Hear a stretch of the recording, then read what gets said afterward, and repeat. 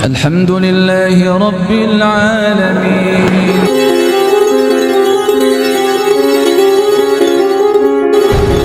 Ilmu sihir saja yang akan mengalirkan dosa-dosa saja dia merasa perlu mewariskan, harusnya apalagi kita, gitu nggih. Insya Allah yang ada di sini tidak ada yang tidak bisa membaca Al-Quran, tidak ada yang tidak hafal Al-Fatihah. Ajarkan itu kepada generasi kita.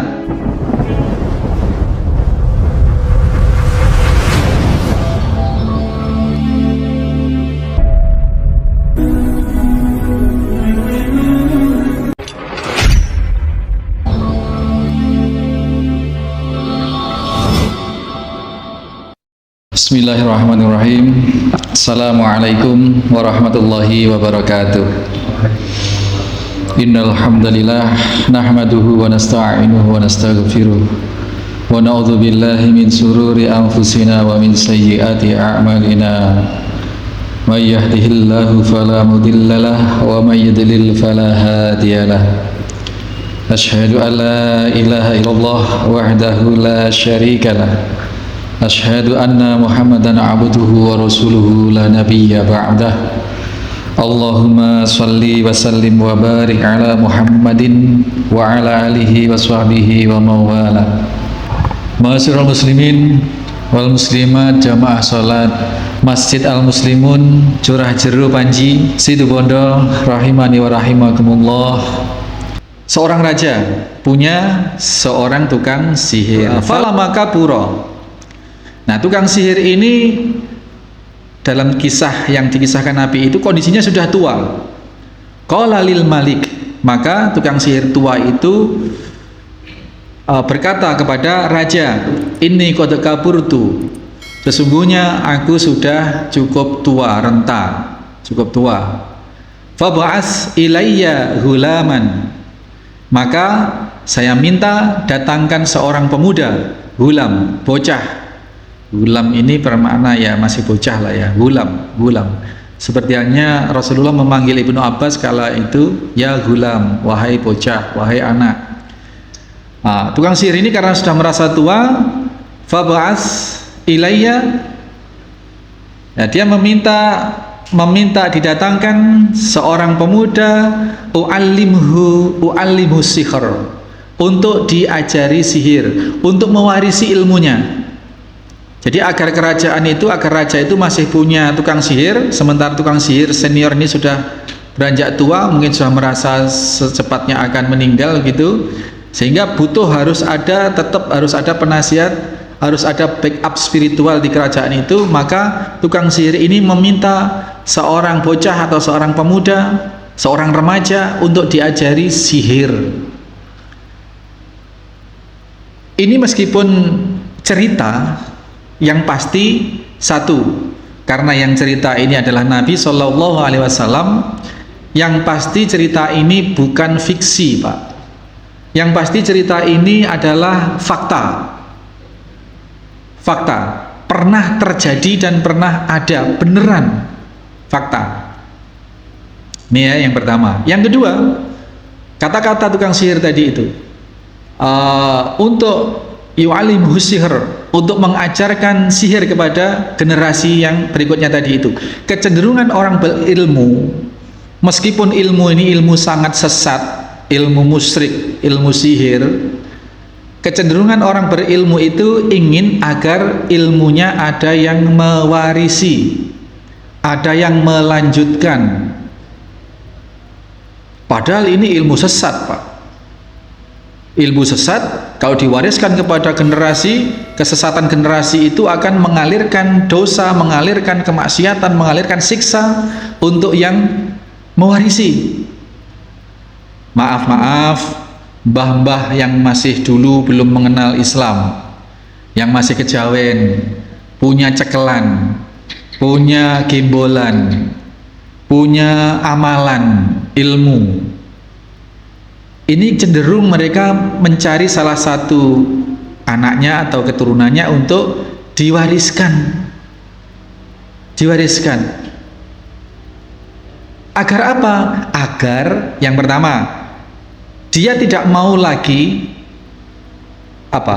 Ruhnya nanti ketika keluar dari jasad, kematiannya itu digandoli oleh ngelmunya ini. Ngelmu kalau orang dulu itu ngelmu. Nggih Pak nggih, ngelmu. Ini orang-orang Jawa-Jawa tua ini pasti paham ini. Ngelmu. Jadi ngelmu ini kalau tidak dilepas, kalau tidak dilepas itu akan gandoli orang yang punya itu. Cara gandolinya gimana? Ya mungkin sudah sepuh, sudah renta, sudah badannya hampir hancur tapi nggak mati-mati. Maka sering orang yang sudah tua renta nggak mati-mati itu dilebur, diadakan ritual ngelebur ngelmu. Itu ada kebiasaan orang-orang Jawa tua, nggak tahu kalau Madura mungkin juga ada ya, serupa Jawa Madura itu seperti itu. Nah, orang-orang yang masih sehat, yang sudah tua tapi masih sehat, supaya nanti matinya tidak sulit, itu cenderung ingin melepas ilmunya, mewariskan kepada generasi berikutnya. Lalu ada yang dilebur begitu saja dibuang, ada yang diwariskan kepada generasi berikutnya. Nah, kalau tukang sihir ini diwariskan karena berkepentingan agar kerajaan ini masih punya backup spiritual. Nah, kalau orang-orang tua-tua kita, mbah-mbah buyut kita itu rata-rata ada yang dikasihkan cucunya berupa keris, cincin atau gembolan atau apa, tapi ada yang juga dilebur, tidak diwariskan. Nah, ini dalam ranah spiritual, kalau ilmu-ilmu semacam ini tidak dilebur atau dibiarkan liar ngambang begitu saja, dia akan mencari sendiri, akan nitis ke salah satu cucu, entah cicitnya entah siapa. Nah, ini jin ini, ilmu-ilmu seperti itu jin, sehingga bisa jadi anak cucu ini tidak pernah belajar apa-apa tapi punya indera keenam, seperti itu. Nah, ini indera keenam ini bukan keistimewaan, tetapi itu justru musibah yang harus disembuhkan. Ini namanya jin nasab, jin keturunan, jin yang nurun dari ilmunya mbah-mbah dulu, tidak diwariskan, tidak dilebur, tapi liar kemudian mencari keturunan orang yang dulu pernah mengikat perjanjian atau permufakatan dengan bangsa jin itu. Ini saya sering meru'yah orang-orang yang terkena gangguan jin nasab seperti itu.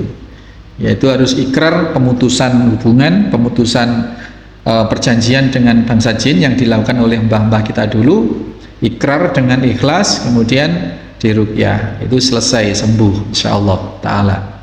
Nah, ini maksud saya apa kita sampaikan ini? Sedangkan ilmu sesat saja seseorang perlu mewariskan kepada generasinya, apalagi harusnya kita Pak yang punya ilmu yang bermanfaat, ilmu syar'i. Yang ilmu syar'i itu kalau kita ajarkan kepada anak kita atau kepada orang lain itu mengamalkan satu huruf, maka yang diamalkan oleh orang itu pahalanya juga mengalir kepada kita yang mengajari, tanpa mengurangi pahala orang yang mengajar, orang yang mengamalkan itu. Contoh sih kan, ibu-ibu, bapak-bapak punya anak. Saya kalau punya anak itu Pak, minimal Al-Fatihah itu harus saya yang ngajari, karena Fatihah itu nanti akan dipakai sampai dia mati juga gitu loh. Minimal Al-Fatihah ini harus kita cover sendiri, harus kita ajari sendiri. Ya, dari setiap huruf yang dibaca oleh anak kita, oleh murid kita, itu akan mengalirkan pahala juga buat yang ngajari. Belum lagi nanti kalau muridnya ini jadi ustadz atau ngajar ngaji atau punya pesantren, yo, kita bisa bayangkan berapa ribu kemudian kelipatannya. Terus cucu murid ini, murid yang ngaji kepada murid kita tadi itu juga punya lembaga, punya pesantren, atau paling tidak beraktivitas mengaji atau ngajari anaknya ngaji. Wah, ini akan terus. Maka seberapapun ilmu yang kita miliki, ilmu kebaikan itu ya harus kita merasa harus perlu untuk mewariskan kepada generasi kita, pada siapapun orang lain selain kita.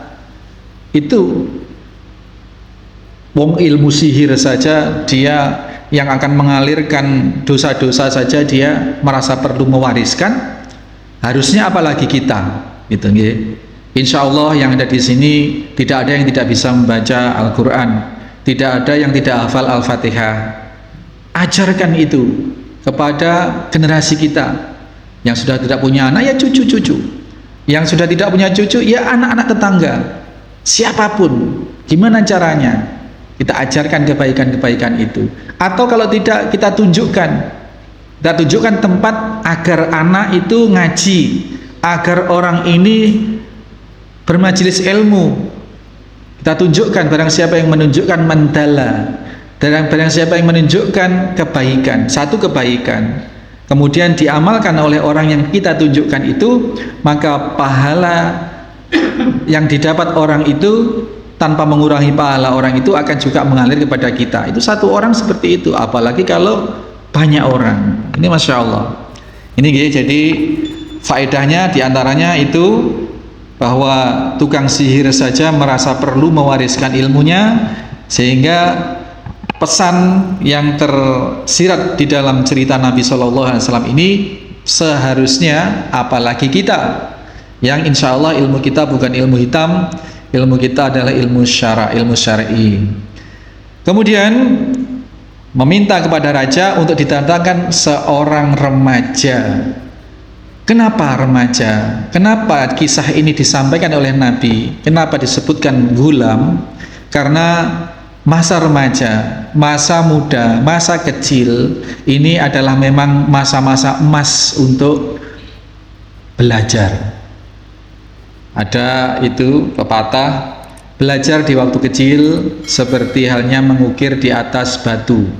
Sulit, ngajari anak kecil itu sulit, tapi ketika bisa, ceket Pak. Sampai mati, sampai dewasa akan ceket. Di batu itu juga gitu. Ngukir batu itu rekoso, sulit, butuh tenaga, butuh ini. Tapi begitu terukir di batu, ini insya Allah selamanya. Sebaliknya, kalau belajarnya sudah telat, belajar di waktu dewasa itu seperti mengukir di atas air. Cek gampangnya, apa yang kita bentuk bisa di situ. Tapi ya sudah, selesai bentuk, selesai hilang. Orang tua itu insya Allah Pak, ya orang-orang sudah berumur, bukan tidak harus tua sepuh, tidak harus tua sepuh. Kalau mau menghafalkan Al-Quran itu Pak, satu halaman atau satu baris atau dua baris itu cek cepetnya Pak. Tapi nanti berdiri, pergi, suruh ngulangi, kayaknya itu kesulitan itu. Saya itu pengalaman ngajar mulai anak kecil sampai mbah-mbah itu kita ajar itu beda, memang beda. Ini terbukti. Tapi jangan lantas yang tua-tua patah semangat. Oh percuma kalau gitu saya Ustadz belajar, toh nanti akan hilang. Yang dinilai bukan hasil ukirannya, tapi yang dinilai adalah ghirahnya, adalah niat dan kesungguhannya. Itu jadi saya katakan bukan untuk menghibur, tapi betul ini Bapak Ibu yang sudah sepuh, yang sudah tua, kalau ingin menghafal Al-Quran, niatkan saja menghafal Al-Quran, satu ayat, dua ayat, niatkan terus, berupaya semampunya, semaksimal kemampuannya.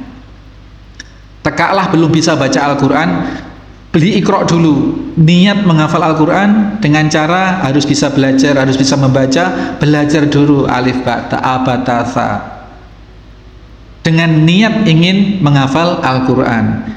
Niat dan kesungguhan inilah yang Allah catat, sehingga apabila baru belajar Iqra sudah meninggal dalam niat dan usaha untuk hafal Quran, insya Allah ruh kita dikumpulkan dengan para hufadz atau hufadzah, para orang-orang yang hafal Al-Quran di akhirat kelak, asalkan kita tetap menjaga niat dan kesungguhan untuk menghafal Al-Quran itu Pak. Jadi tidak ada kata terlambat untuk belajar. Kalau yang tadi itu belajar di waktu tua, waktu dewasa, seperti mengukir air, mengukir di atas air, nggak urusan, nggak masalah, karena bukan hasil ukirannya itu. Kita yang sudah sepuh-sepuh, yang sudah umur-umur ini menghafal, bukan ditanya sudah berapa bisa hafal, tapi seberapa istiqomah, seberapa sungguh-sungguh di dalam berupaya beribadah. Pingin istiqomah sholat tahajud, terus niatkan, diawali dengan ini Pak, yang mudah. Sholat witir setelah sholat isya. Ini Rasul SAW menasihatkan pada seorang sahabat jangan tinggalkan 3 hal, di antaranya adalah sholat witir sebelum tidur. Jadi setelah sholat isya, ba'diyah isya 2 rakaat, lalu witirlah 1 boleh, 3 boleh, 5 boleh. Nah ini dalam rangka apa? Dalam rangka kita untuk bisa sholat lail, sholat malam. Nah, tetapi derajatnya sholat lail yang sebelum tidur ini bukan tahajud. Kalau tahajud itu maknanya terjaga, ngelilir. Jadi sholat setelah sholat isya, yang dilakukan sholat sunnah setelah sholat isya itu semua sholat lail. Sholat isya sendiri itu termasuk sholat lail, tapi fardu. Ba'diyah isya itu juga sudah sholat sunnah lail, sholat sunnah di waktu malam.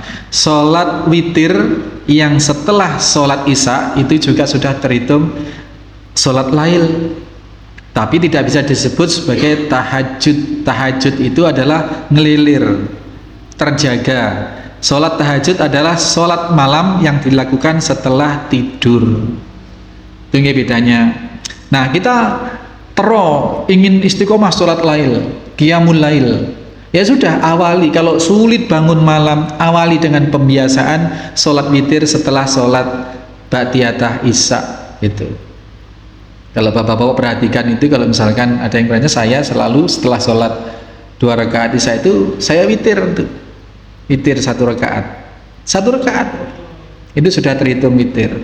Dan Ibnu Abbas ketika sudah mendapat nasihat dari Rasul seperti itu, maka Ibnu Abbas tidak meninggalkan sholat witir sebelum tidur sampai beliau meninggal. Kalaupun nanti malam bangun sholat tahajud saja, sudah tidak perlu witir lagi, karena witir hanya dilakukan sekali di dalam semalam.